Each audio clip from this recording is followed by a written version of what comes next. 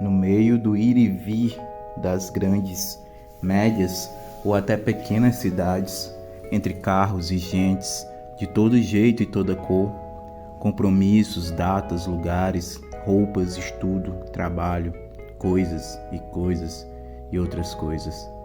Ficamos anestesiados de tanta agitação, surdos de tanto barulho, ignorantes por saber de tanto.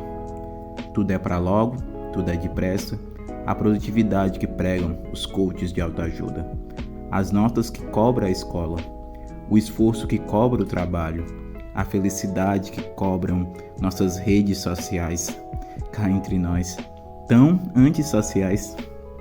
Então parece muito natural que tudo tenha um porquê e um por onde, um para quê. Eu, você, o que você faz, o que você consome, o que você come, o que você assiste, tudo tem que ser útil ao progresso.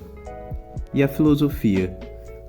A filosofia no meio de tudo isso parece uma moda deslocada, um estilo de vida defasado, em outras palavras, uma coisa velha, uma coisa muito velha.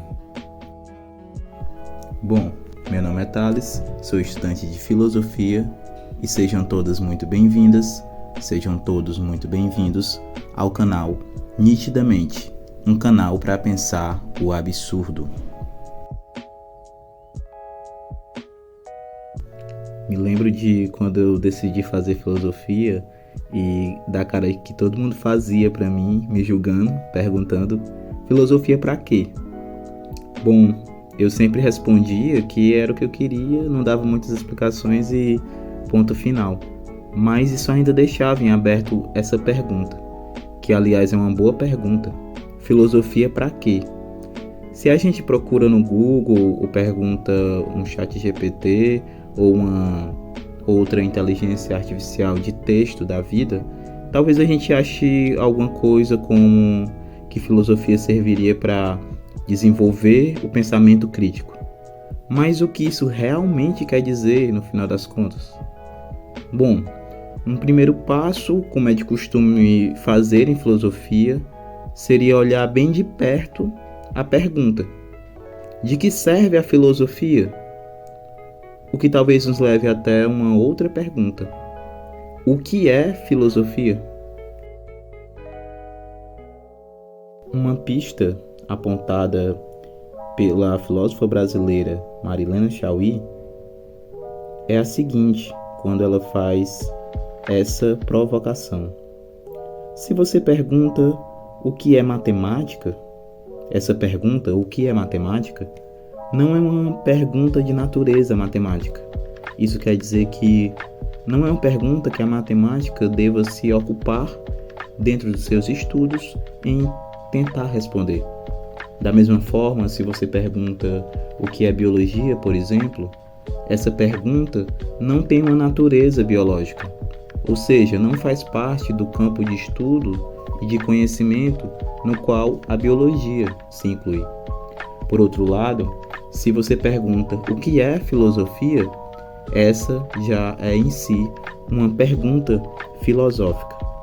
E assim, se a gente olha dos mais de 2000 anos da história da filosofia, para contar só a tradição da filosofia que surgiu na antiga Grécia, que ainda, diga-se de passagem, é só uma pequena parte de toda a filosofia, muitas respostas de muitos tempos e pensadores e pensadoras diferentes apareceram.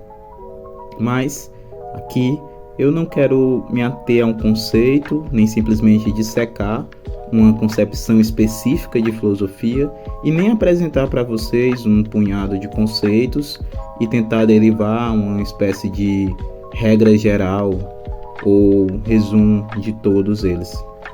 Não é a minha pretensão aqui. Basta dizer que se há algo que a gente pode pensar e uma certa tendência de várias conceituações, seria a ideia de que a filosofia tem mais a ver com um modo de fazer do que um conteúdo em si. E explico, ou pelo menos tento explicar. Esse modo de fazer é um modo de não aceitar o que já está dado, o que já está posto, o que todo mundo aceita como natural. Sabe o sempre foi assim? Pois é, a filosofia é um modo de lidar com o mundo que se põe radicalmente contra ele, contra as convenções de um tempo e até contra convenções que duram bastante tempo. Nada escapa, nem deve escapar à filosofia, nem a política, nem a ética, ou a ciência, nem a religião, nem a tradição, nem a arte. E, como deve ser, nem mesmo a filosofia.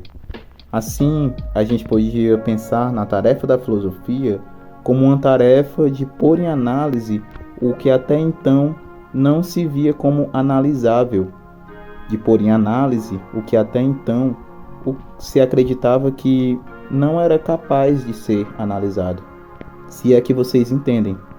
Então a filosofia deve se ocupar de pensar o que ainda não foi devidamente pensado, ou pelo menos de oferecer as ferramentas para se pensar o que até então não parecia ser pensável. Daí a importância da filosofia.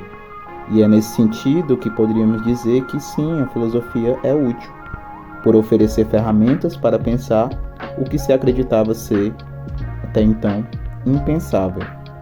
Mas que ferramentas são essas que a filosofia pode oferecer?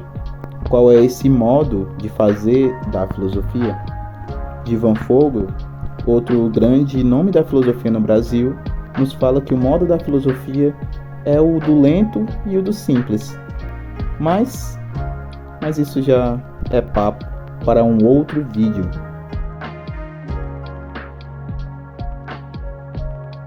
Gostou do conteúdo?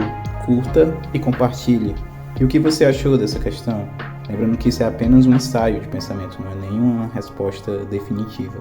Deixe sua opinião aí nos comentários do vídeo e o espaço é todo para vocês usarem. Quer ver mais vídeos de reflexão e filosofia? Se inscreve e ativa o sininho para não perder os próximos conteúdos. E até a próxima reflexão.